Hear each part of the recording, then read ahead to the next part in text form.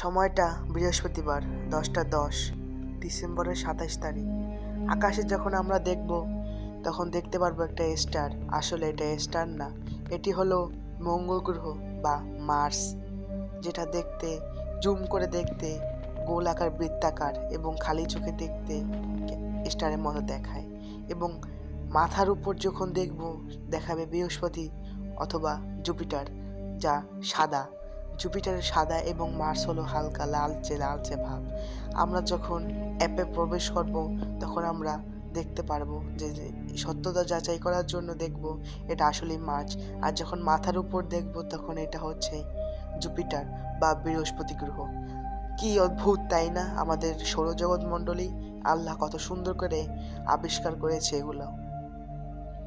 আশেপাশে যখন আমরা যাচাই বাছাই করব তখন দেখব অনেকগুলো স্টার, এগুলো আসলে স্টার।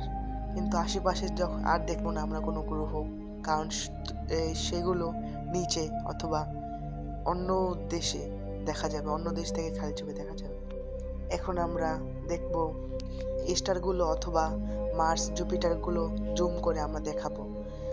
এটা হলো বরিশালের এলাকা, তার জন্য আমরা বরিশালের এই সময় আমরা এখন জুম করে দেখাবো মার্স দেখতে কীরকম হয়।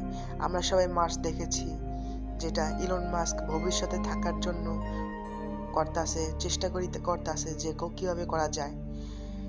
মার্স দেখতে খুব সুন্দর এবং লালচে লালচে ভাব, যা দূরে তোমরা যদি খালি চোখে দেখো লালচে লালচে ভাব দেখাবে।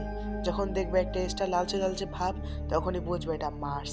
এবং মাথার উপর যখন দেখবো তখন এটা হলো জুপিটার অথবা বৃহস্পতি গ্রহ, যা দেখতে সাদা সাদা রঙের হয়, কারণ এর ভিতরে অনেক গ্যাস থাকে। এই জুপিটারের ভিতরে অনেক গ্যাস থাকে। এটিকে বলা হয় গ্যাস জায়েন্ট, যা বিজ্ঞানীরা নাম দিয়েছে গ্যাস জায়েন্ট। মানে এটা এমন একটি প্ল্যানেট যা প্ল্যানেটে গ্যাস থাকে এবং এর ভিতরে বিভিন্ন ঘূর্ণিঝড় হয়ে থাকে। এবং আশেপাশে আমরা যখন দেখব তখন দেখতে পাবো আশেপাশে কোনো প্ল্যানেট নেই। আসলে আমাদের আজকে এই প্ল্যানেটগুলোই ছিল। আসসালামু আলাইকুম, পরে ভিডিওতে দেখা হবে ইনশাআল্লাহ।